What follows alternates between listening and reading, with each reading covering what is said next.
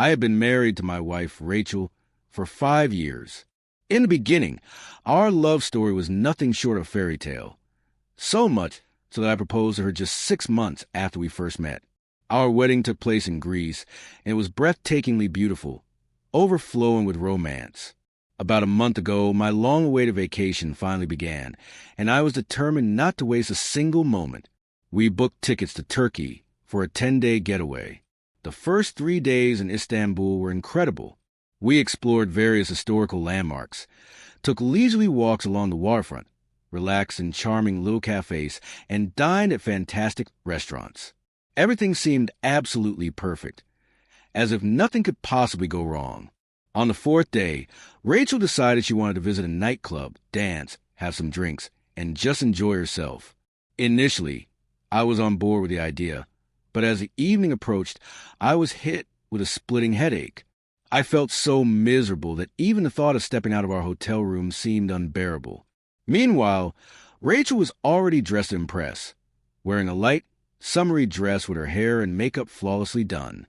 She looked stunning and was clearly eager to party. Deep down, I hoped she'd change her mind and stay with me, but that didn't happen. She reassured me that she would only have a couple cocktails, dance a little, and return by 11 p.m. We agreed to stay in touch throughout the night, so that if anything went wrong, I could come pick her up. She left at 7:10 p.m. By 7:30, she texted me, saying everything was fine and that she was at the bar enjoying a mojito.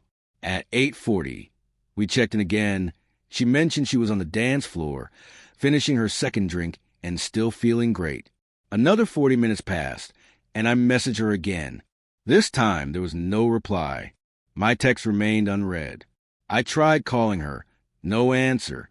After waiting another 40 minutes and still receiving no response, a sinking feeling settled in my gut. Despite my pounding headache, I forced myself up and headed out to find her. She was my wife, and I was worried sick. When I arrived at the club, she was nowhere to be found. I went over to the bar and approached the bartender, who, as it turned out, was also from the States and had been working there for a few years. I showed him Rachel's picture on my phone and asked if he had seen her. He gave me a knowing smirk and said she had left with a group of local party guys, regulars known for seeking easy flings. My stomach twisted in knots. I discreetly slipped him $50, and he scribbled down an address. 15 minutes later, I arrived at a high-end apartment complex in an upscale neighborhood. The group was on the 2nd floor. I climbed the steps and hesitated before knocking, listening closely. That's when I heard a woman's voice. There was no mistaking the intimacy in her tone. My heart sank straight to the floor. Somehow, I gathered the courage to knock. Moments later, the door opened, and a guy stood there, wrapped in nothing but a white bedsheet. Something inside me snapped. Without thinking, I punched him square in the jaw and stormed into the apartment. Another guy was sprawled across the couch, and straddling him, like something out of an adult film, was my wife, Rachel. Everything after that was a blur. I vaguely remember shouting something along the lines of, "You disgusting," before turning and bolting out of there. When I got back to the hotel, I frantically packed my bags and searched for the earliest flight home.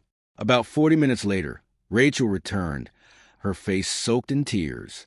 She collapsed to her knees, sobbing, and begged for forgiveness. I was furious. In the heat of the moment, I slapped her across the face, a decision I deeply regret now, but there's no undoing it. That same night, I flew back home. The next morning, I headed straight to the courthouse, or rather, the county clerk's office, to file for divorce. Rachel returned a day later and has been bombarding me with calls ever since, crying and pleading for a second chance. A month has passed. My heart still aches, but I'm slowly piecing myself back together. I sent all her belongings to her mother's house and changed the locks. These days, I throw myself into work, try and keep my mind occupied and not dwell on betrayal. I'm grateful for my best friend.